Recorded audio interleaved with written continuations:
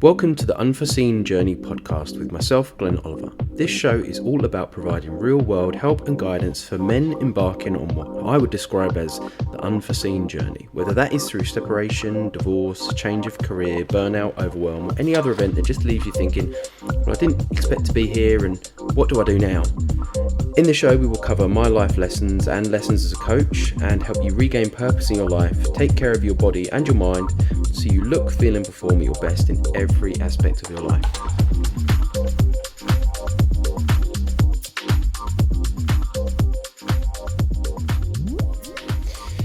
Hey everyone, hope you're doing okay. So apologies, it's been a minute since I recorded one of these. A couple of reasons. You can probably tell from my voice. I am recovering from this flu kind of bug thing that's been going around, and it's just knocked me back for the last week. I felt super rough and haven't obviously felt like doing much work, and definitely not recording one of these. And on top of that, I want to start and continue in the vein of being honest and completely open with you as someone who's taking the time to listen to this, is that I felt like the first episode of this, I really was able to be vulnerable and to be open and to provide something of value. And then I think I defaulted to this kind of automatic idea or this preconceived notion that actually what I should be doing is just talking about kind of coaching and fitness related stuff, because that's what I am. I'm a coach. And I guess, that didn't feel right. And so I've had to take some time to reconsider the purpose and the message behind me doing this. And in a world of noise, I want to make sure that as I add to that noise, there is something of true intention and value in this conversation or in this content that I put out there, because there's so much, right? And I'm bombarded with it, you are bombarded with it, and I want to make sure that if you're taking the time to listen to this, that there's some entertainment, maybe there's some insight, and there's something you can take away from it. So yeah, that's why it's been a minute.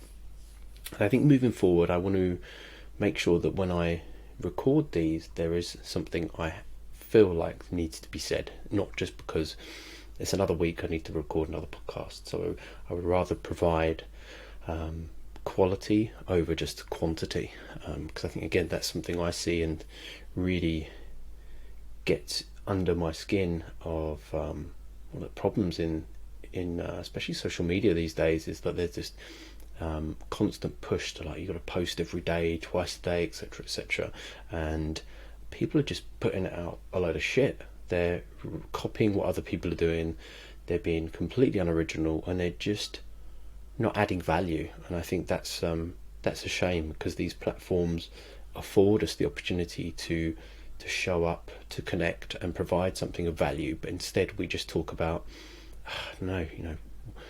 high protein meal options, Audi, or I don't know, some other just load of shit. They're just regurgitating everything. And I think from a coaching point of view, being a coach, the two ends of the spectrum here are the fitness professional coaching realm, and then this kind of like life coaching realm. And I think unfortunately both of those communities are doing disservice to people, because they are not projecting out into the world their true selves. They're projecting this image of perfection that they think that they need to do to attract clients, because that's what people want. And I don't know, maybe it is, maybe it isn't, but I'm fed up with seeing it. So if I'm fed up with seeing it, I certainly can't add to it myself. So that's part of maybe why you're going to see a change in the content I put out and the content of this conversation today. So I don't really have notes today. I have a lot going around in my head, and I'm going to talk for as long as I feel is valuable in this conversation, and hopefully you're going to find something of worth in it.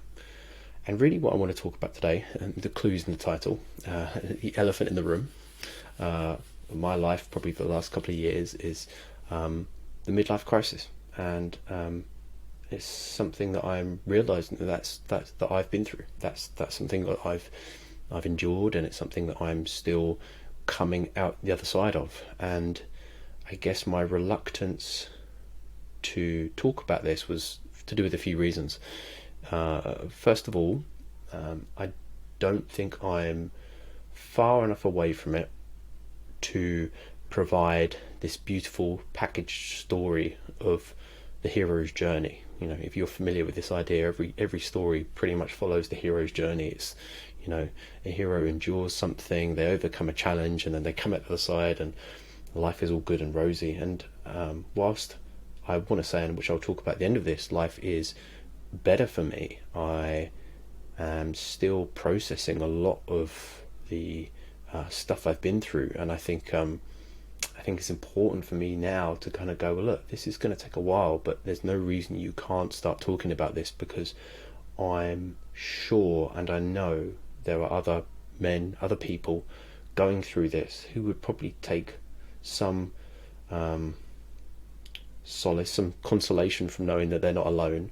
And so whilst I don't have all the answers, I don't think anyone does, and anyone who says they does for any of these things is just full of shit, because the only answers are those within you. And I think that's what I'm realizing through this journey, is that this really is about finding who you are truly, deeply, authentically inside, and that does take time. And so firstly, I was afraid to share it because I don't think I was far enough away from it yet to package it up into this beautiful story. And secondly, I was deeply embarrassed to talk about some of the things that are going to inevitably come up as I start to have this conversation. Addiction, depression, considering suicide, my business failing, how that felt, the breakdown of my relationship, a load of different things that as a man or any person is really hard to talk about, and especially to put out in a public open forum. And I also didn't want to do it because I didn't want this to be, as my friend Dan said the other day, I didn't want this to be a choreography. I don't want this about creating sympathy. I want it to be about searching for meaning in this and trying to find the reasons and to help others going through it. And I don't want this to be about me, and I really don't want this to be about creating sympathy for the situation. A lot of what I've gone through is completely self-imposed. I'm going to say that it's completely self-imposed, and I accept full responsibility for it all. And I think that's probably one of the lessons here, right? Is that we can go through these things and feel like the victim, but I think we need to not play that role. I think we need to kind of accept full responsibility for it, even if we are in many ways the victim of circumstance and situation, etc., etc. So yeah, here we go. Let's talk about it today. So in the midlife crisis, even the name, the terminology of it, I think is hard for me to kind of talk about objectively, because it has so many connotations. Like, you imagine the 40-year-old guy with a sports car and a young girl on his arms and stuff like that, and I think it's almost this is part of the problem of why this is something we need to talk about more, because it's kind of laughed at, and we don't talk about it in such a way that helps people to see it coming, to address it and overcome it. And I think part of the problem with this is that the midlife crisis in our society makes us less predictable consumers and workers, because there's essentially something that happens when you go through this, and that you start to question everything. You start to question your relationship, you start to question your profession, you start to question your place in this universe. And I think obviously that's not good for our society. If you're a good worker bee, and you're part of that consumer culture. So I think that's part of the reason why it's not spoken about openly. And so hopefully in this conversation today, me talking about my experiences of it in any case will help one or two of you who are going through it to know that it's fine, you're not broken, it's absolutely okay, And B, I think out of the side of this, there is an incredible opportunity for you to truly live a life that is authentic to you. And that's what I believe in, right? That's why I'm doing this, because I think I'm moving towards, and I can feel every day as I kind of go through this process, moving towards an authentic, genuine life that aligns with the person that I am inside. So that's part of it. I think this all goes back to, if you listen to the first episode, I talk quite a bit in there about my life pre-owning the gym, and the idea of like playing this role in life of a police officer, and going through that for a number of years, and having taken some time to consider this now. I think this really goes back to me as a kid.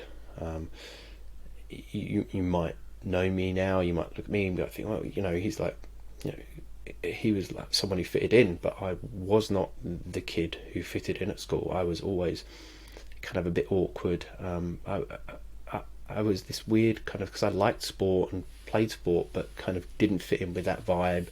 And what happened early on, which is probably something to consider, which I think is a starting point of this, is that I was fortunate enough at a very young age in my kind of like primary school, middle school years, to go to a very small school in Worthing called Sandhurst. Not the Sandhurst like military school, but it's a tiny little school called Sandhurst. It's on the seafront opposite what was then the Aqua Arena. It's now Splash Point.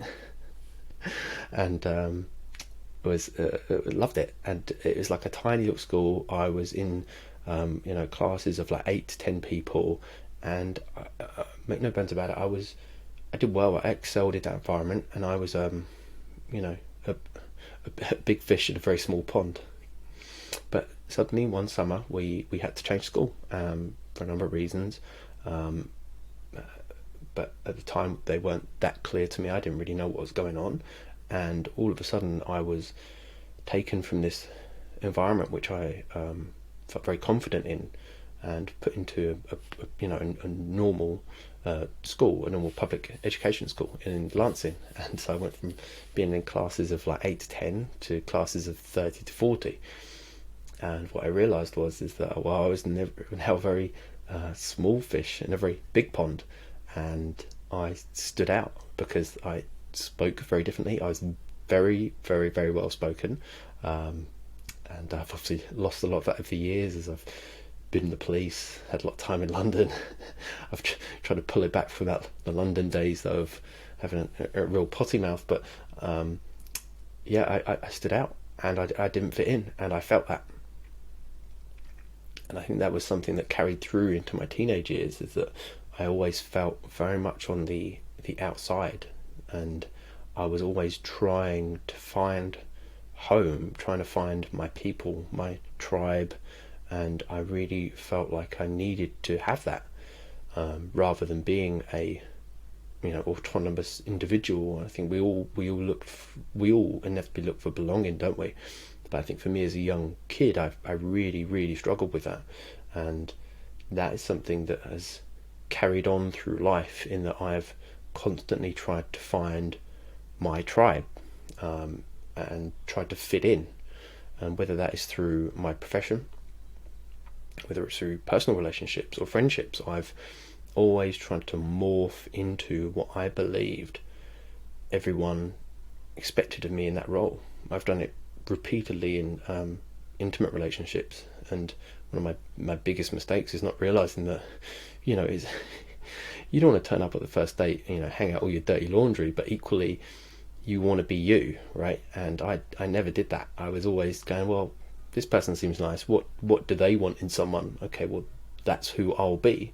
I didn't realize, well, that doesn't really work, because at some point the real you does come out, and they figure that out, and then things go wrong. And so I think I've done that in all my relationships, and I've done it in my profession as well, because I was for years in the police constantly searching for my tribe within that within that kind of profession. Like I would go from job to job, every 3 years, and it's not saying I didn't have a good time, but if I'm honest, it was never truly authentic to me and who I am. And I always felt like I didn't fit in.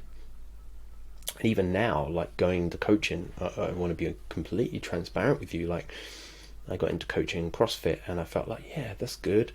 I was coaching CrossFit. CrossFit is very like a extroverted kind of alpha thing, and again, like I may come across like that in some ways, but I'm introverted in many ways, or I don't think it's one or the other. I don't think I'm introverted or extroverted. In some ways, I'm extroverted in some ways, but I'm not that kind of guy. And equally, I'm very feminine in my nature. I'm not an alpha guy, which is weird that I went into that. And then so as I've gone through into coaching over the years, and even now I'm recognizing it, because there's these two camps of coaching which I see, which I talked about at the start a bit, is like, the fitness professional coaching and these kind of like life coaches. And I guess for what I want to do in my kind of coaching, so go somewhere between that. But the issue I have is that I don't really fit into either one of those buckets. Like, I'm definitely not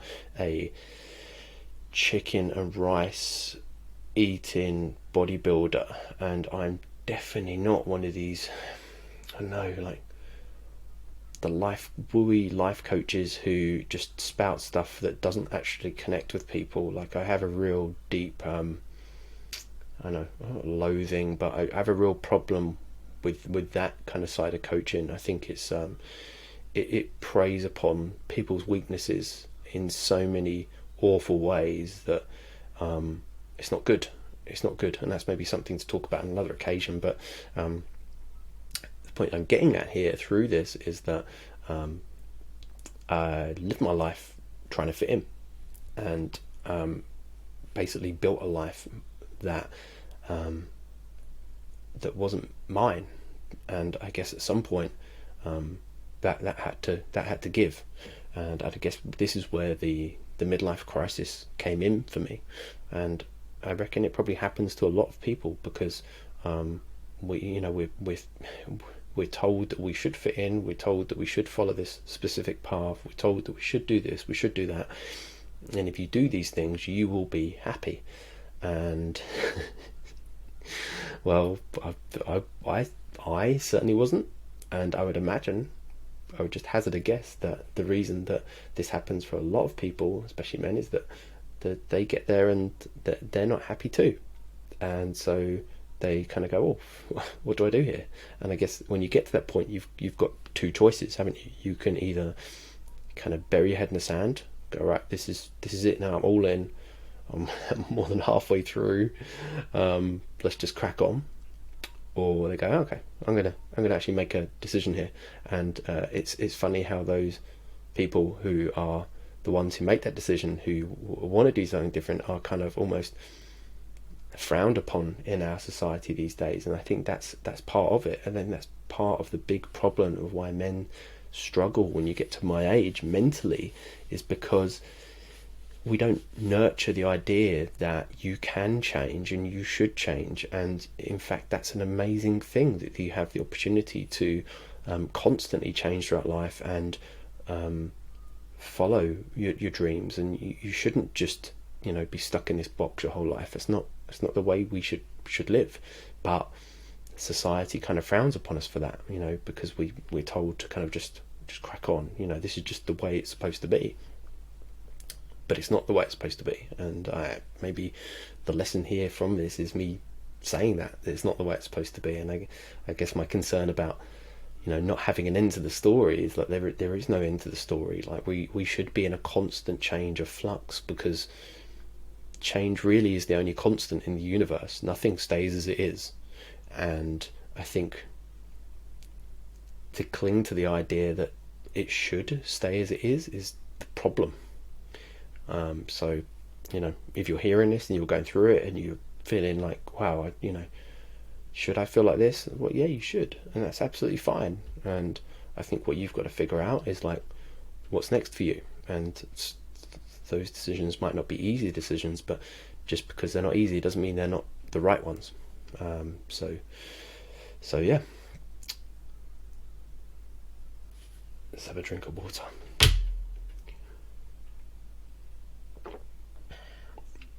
So as I start to have this conversation, I think what is inevitably going to come up are further conversations around what I went through this process. And there's a few things that I went through, stages of denial, stages of kind of like trying to ignore it, stages of trying to like throw my head into a wall, trying to numb myself through drink, through drugs, trying to convince myself that that I should just crack on and just push through it. And I think those conversations are going to be really hard for me to have, and equally I think they're things that I've got to do. So yeah, this is going to be an interesting one. So the midlife crisis. So what do I actually think this is? I think this is our inner selves, the person that we are behind the identity we build for ourselves, actually like pushing through and going, look, this is just not working, mate. You need to reevaluate this because you're not happy. And I think that in truth is what it is. And when that comes up, it's a hard thing. It's a hard thing because you've probably put it in a box for so long, kept it quiet, and now it's unable to stay in the box. And so therefore what happens is an incredible amount of disruption to your life and turmoil. But without that, you're never going to get to a point where you're feeling like you're living an authentic life. And I'm conscious of using language that I think sounds soft and wooey, which I don't want to. But what I'm truly getting at here is if you feel something's wrong in your life, then well, it's wrong. Like that it's as simple as that. And you, as the sole experiencer of your life, are obligated and bound to try and figure that out, or not. Or you're going to not do it, and you're going to get to a point, and it'll probably be the moment you get to your deathbed. And this sounds really grim, but it's quite a stoic idea, and it's something that I'm constantly using to help me push forward and making uncomfortable decisions now. And even having this conversation is, that deathbed version of me, what would they say to me at this point? They would say, have this conversation, put this out there, make that decision, make that choice. Do it because it's what you know you should be doing. It's not what you know you should be doing in your heart. And that's always going to be the right thing, as hard as it seems at the time. I think it's important for me to say with this, I think when we've said about the unforeseen journey, it's a journey always kind of implies there's a start, a middle, and an end. And I guess the end point for all of us is inevitably death. But that is the only end point.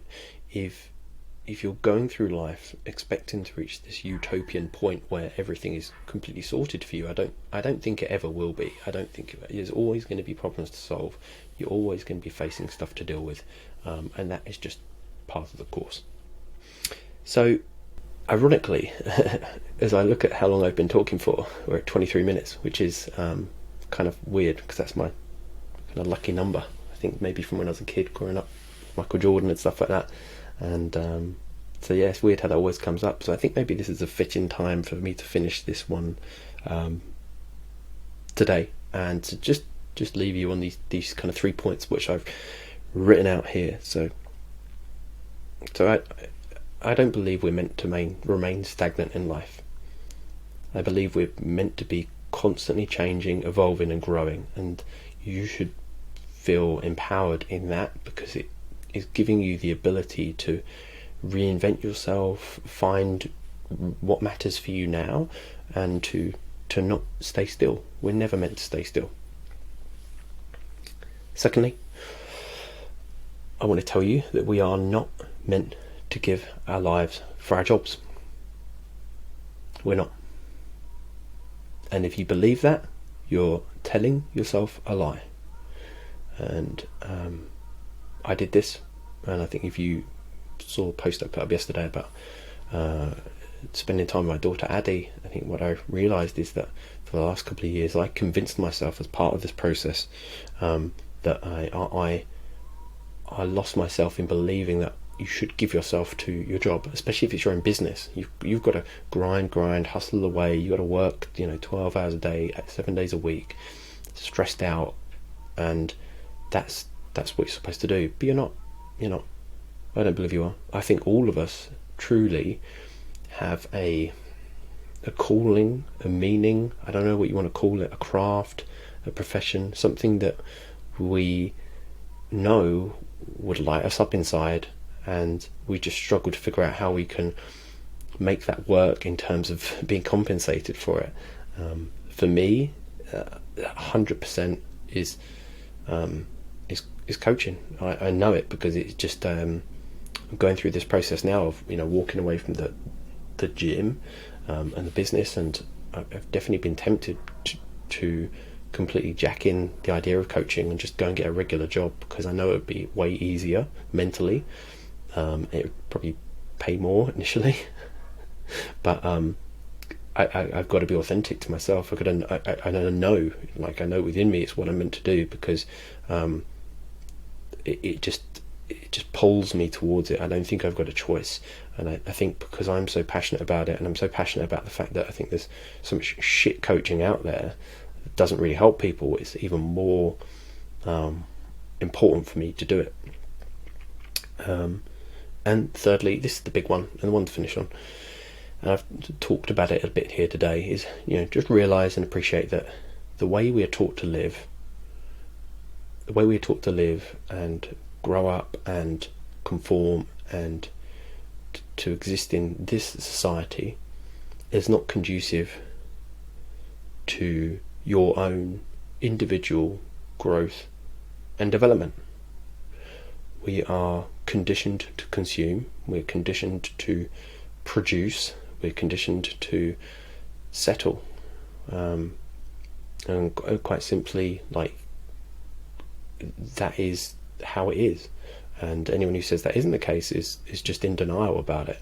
And so I think as I move through into these conversations, I would encourage you to think with intention about what it is you're doing, about what it is you want to do, about the life you want to lead, and the legacy you want to leave. That word legacy is really important for me at the moment, being 42 years old. What do I want that to be? I know within 5 to 10 years of my death, no one's going to remember me, and that's going to be the same for all of us. But I do want to think at that point when I'm gone, people will say, he actually showed up and contributed something of value to people and helped them in some way. So I think we should all want that. I think we should all want that in some way, in our own little way. And the other thing there is intention. And this is something I've really